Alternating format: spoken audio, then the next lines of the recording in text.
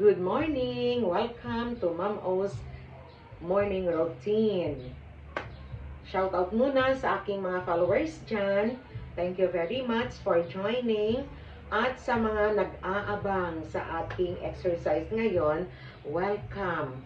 At saka, yung mga nakiki-exercise sa akin everyday, thank you very much sa support.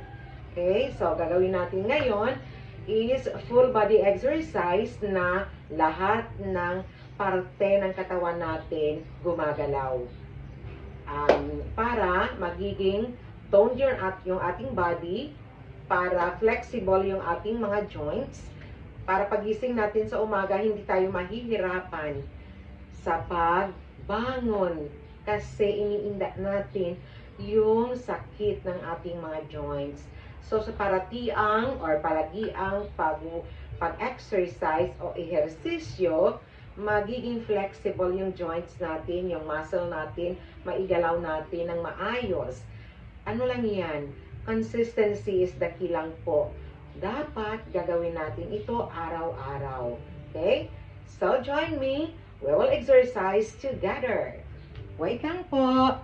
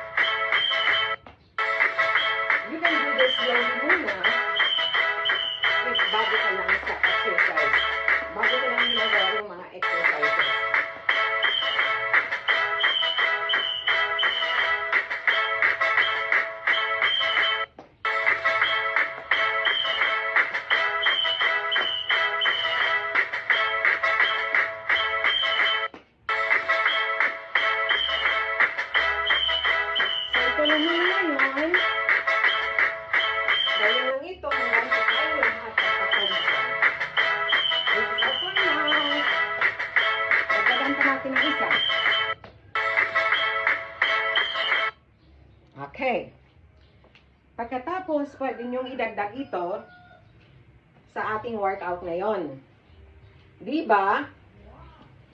Yung ating dito, medyo naka-laylay yan. Gawin nating firm ang dito natin. Na bahagi ng arm. Ang gagawin lang, ganyan. Tapos, 1 minute every day, gagawin ito para magiging tone yung dito natin. Hindi na lalaylay. Okay? So, 60 repetitions. 1, 2,